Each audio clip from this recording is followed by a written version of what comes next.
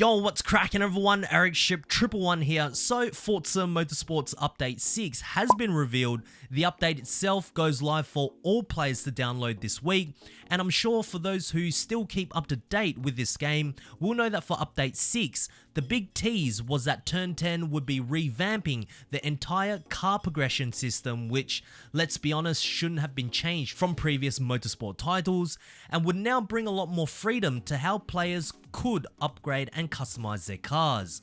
However, because of the big car progression changes, this also means that no new track would be introduced this month, which is a little disappointing as the game still lacks many returning favorites from previous titles like Bathurst, Monza, Sebring, and one can only hope even new to Forza tracks like Imola 2. I don't know, either way it seems as though Turn 10 is really banking on their new car progression system to be the star for Update 6, but will it be enough? Well, let's take a deeper dive into the new car progression system. The biggest change we will first notice is that now performance parts are no longer locked behind car levels, so every upgrade for a car is now available from level 1. This includes engine swaps, race tyres, wide body kits, to everything in between.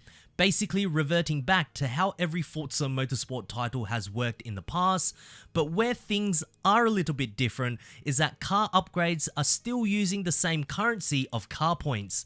However, you can now purchase these car points using in-game credits that you have earned throughout the game and can now be bought at a ratio of 4,500 credits per 500 car points. This gives players the flexibility to either immediately upgrade their cars using credits, or if they want to save their credits to maybe buy another vehicle, then they can earn car points the traditional way by leveling the car throughout the track. Overall, I think this is a good change as it gives the player base the best of both worlds. Those that like the grind can still play the game like nothing's really changed, and those that prefer the older style can now upgrade however they want as long as they have in-game credits to do so. I'm glad this has finally been introduced and will certainly make upgrading cars a much less of a grindy experience. The next couple of game improvements are also quite exciting, and what it shows is that when Turn 10 actually listens to the community, they can deliver the results. The unfortunate part is that the last however many years of development that this game went through, they obviously just weren't trying at all. Because remember the return of Daytona in Update 4? Well, the track went through some nice environmental upgrades, the lighting looked nice, and it drove pretty well, but the biggest complaint that the community had with Daytona was the blocked off pit exit, where players who had just pitted would exit right onto turn 1, and for many league organizations or online endurance races, it was basically a collision waiting to happen. And this has been an issue ever since this track was first introduced back in 2015 with Forza Motorsport 6. Well, now, just after 3 months since the reintroduction of Daytona, guess what? Turn 10 has finally fixed the pit lane exit to the way it should be. Another big improvement made is the new lighting options available in the livery editor.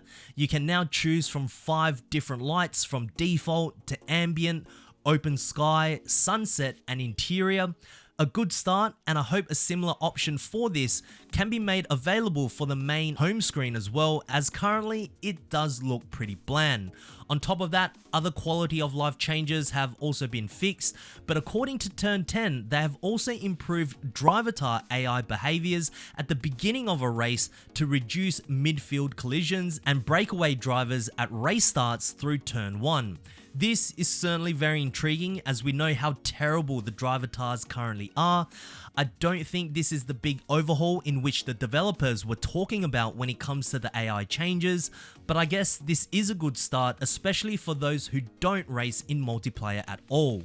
Now we move on to the cars for the month. Unfortunately, no new to Forza cars will be added through the spotlight.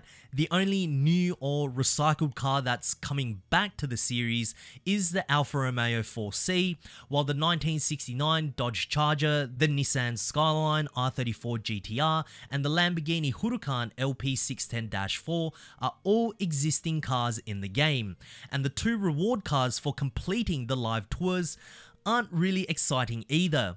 For the open class tour, once you complete all the series, you'll be rewarded with the 2010 Ferrari 599XX, which, let's be honest, isn't really exciting if you have played any other Forza game before. And for the Combustion Tour series, once you complete all 4 tours, you will receive the 2009 Pagani Zonda Cinque Roadster, which, if I have to guess, will probably have the Aventador engine sound file too.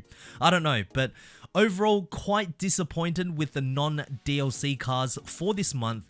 However, the car pass for Update 6 are again pretty cool. For week 1, we have the 1983 Nissan number 23 Silvia Super Silhouette. For week 2, we have the 2019 Toyota 86 TRD SE, which I hope with the new car upgrading system, we can see what body kit upgrades it could possibly have. For week 3, we have a car I believe that has been sitting in the Forza files of Horizon 5 for quite some time now, which is the 2020 Lexus RCF GT3, a car I'm super excited to drive. And finally, for week 4, we have the 1986 Lotus 98T. So again, much like last month, the car pass vehicles are very decent, but seeing return cars being drip fed as reward vehicles 6 months after the game has released is still very disappointing. To me, there's very little incentive for me to even complete these tours, if I'm very honest, but of course, that's just me. Now, if you want to know more about the different Rivals events and featured multiplayer lineup for Update 6, I'll put a link to Forza's official blog post down in the description below for you guys to check it out. But overall, as big as this update may seem with these changes, I still can't truly say that as of this moment that Forza Motorsport is a step up from Motorsport 7. I know at some point I do believe that it will happen, but Turn 10 still have a long way to go.